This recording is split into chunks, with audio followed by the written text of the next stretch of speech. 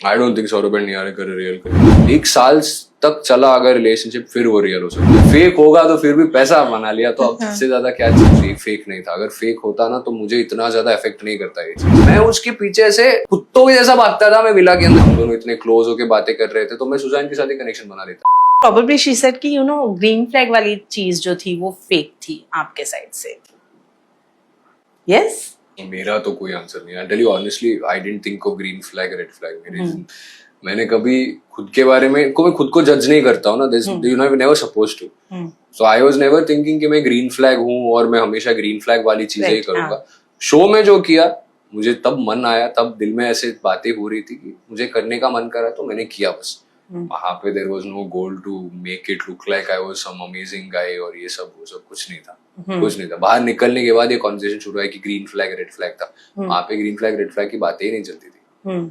हाँ होता था कि he is such a nice boy, he is doing this, he is doing that, but that is a problem ना। When you see someone who is very nice, the first thought that comes in is what, इतना अच्छा कैसे बन सकता है, कुछ तो खराब हो गई उसकी। राइट। हाँ, तो अभी मैंने कुछ खराब तो किया नहीं, तो एक ही चीज कर सकते हो अभी, you can just question whatever I have done. तो बोल दो अभी फेक जो भी इसने किया फेक है। तो हाँ, सब किया जो फेक है सब फेक है, लेकिन मैं अपने अंदर से अगर मैं आंसर दे सकता हूँ तो फेक नहीं था। अगर फेक होता ना तो मुझे इतना ज्यादा इफेक्ट नहीं करता ये चीज।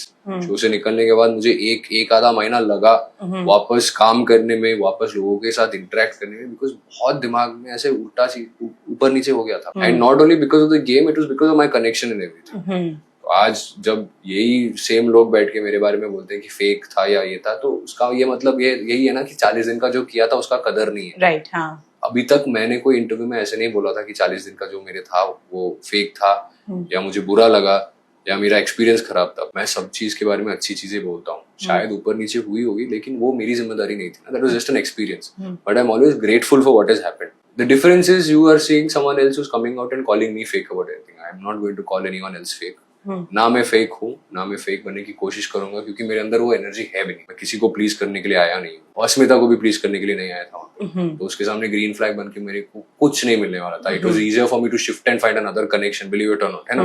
और अभी सुजैन जो बोल रही थी कि हम दोनों इतने क्लोज होके बातें कर रहे थे, तो मैं सुजैन के साथ ही कनेक्शन बना लेता। फिर मुझे अगर इतना दिक्कत हो रही थी, दिक्कत नहीं हो रही थी इसलिए इसके साथ था ना मैं। इसलिए हर दिन बैठ के मैं ट्राई करता ना कुछ चीजें बदलने के लिए।